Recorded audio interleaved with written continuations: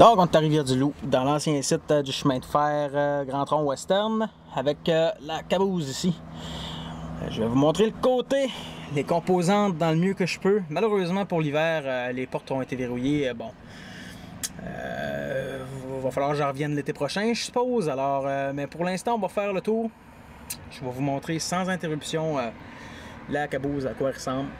Je tiens à préciser, premièrement, comme on peut le voir, elle est rendue de cette couleur-là. Mais avant ça, c'était du rouge vif puis du bleu ciel. Comme la couleur classique du Grand Tronc. Bien entendu, elle a été rénovée et elle sert aujourd'hui de musée. Mais on va faire le tour quand même. D'abord, moi là, présentement, je suis dans la partie arrière de la caboose.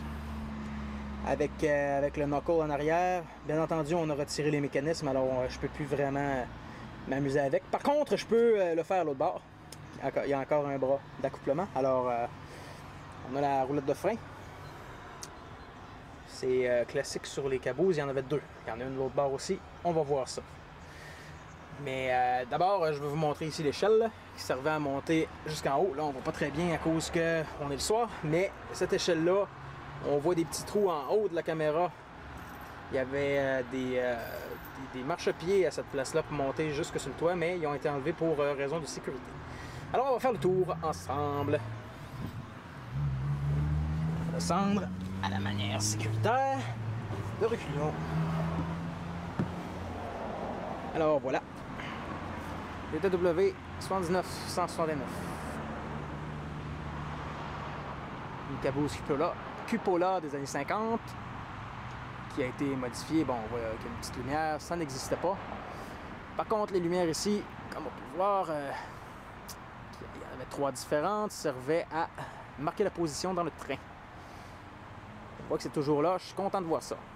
Mais, comme je dis, elle n'est pas à la couleur originale. Mais c'est pas grave, on voit quand même des vieux aspects des années 50. Entre autres, les bearings à palier ici. On voit aussi l'ancien buggy, à quoi il ressemblait. Bon, la suspension, tout ça, c'est très différent d'aujourd'hui. Mais c'est pas grave. On va aussi voir un autre feature très intéressant. C'est tout l'appareillage des freins à air. Bien entendu, il n'y a plus d'air.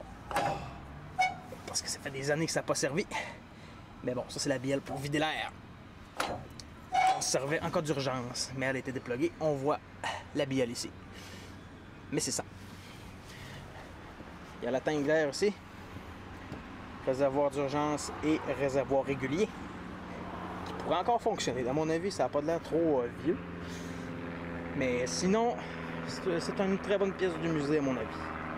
Donc comme on peut le voir, on a installé des marches en bois pour monter en haut. Mais la caboose est toujours sur ses voies.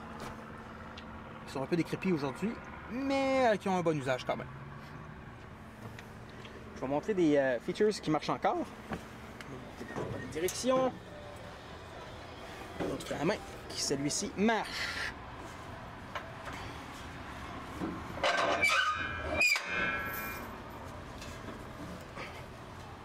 Ouais, je l'ai un petit peu trop serré tout à l'heure, je crois. Ouais, je pense que je l'ai trop serré. Je vais quand même réessayer. Mais c'est ça. Elle est encore active. On peut la tourner. Je pense que je l'ai presque. Ouais. C'est un fail, heureusement, que je passerai pas par tous ces réseaux sociaux. Mais bon, cette roulette-là est supposée marcher. Bien entendu, bon, en temps normal, les chaînes descendraient en bas. Mais pour raison de sécurité, les freins manuels ont été bloqués parce que, bon, on ne voudrait pas que la caboose s'acclare en ville. Donc, je vais aller vous montrer le knuckle qui marche encore. Par contre, lui, je vais être capable de le bouger. La barre. Avec le knuckle. Je l'ai rouvert précédemment, mais c'est vraiment un knuckle qui peut s'ouvrir indépendamment. Contrairement au wagon de marchandises d'aujourd'hui. On va aller voir ça de plus près. Un knuckle traditionnel AAR de l'Union canadienne des chemins de fer. Comme on voit, il est fonctionnel encore. Ça sera pas trop long. Non, je l'ai vraiment jamais lui aussi. Je suis pas chanceux. Et voilà. Les boyaux air qui marchent encore. Les composantes d'activation d'air qui marchent encore. Qu'est-ce que c'est formidable.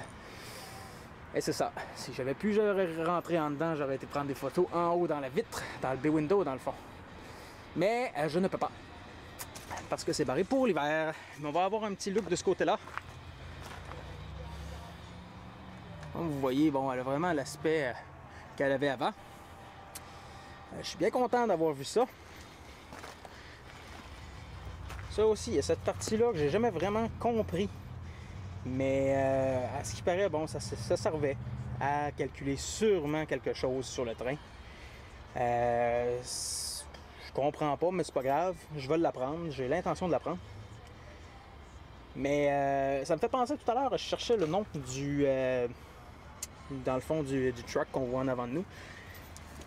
Comme on peut le voir ici, c'est un Barber Bettendorf ou Bettendorf, ok? Peu importe, c'est des vieux, ceux des années 50. Mais ça pourrait fonctionner encore aujourd'hui, excepté, bon,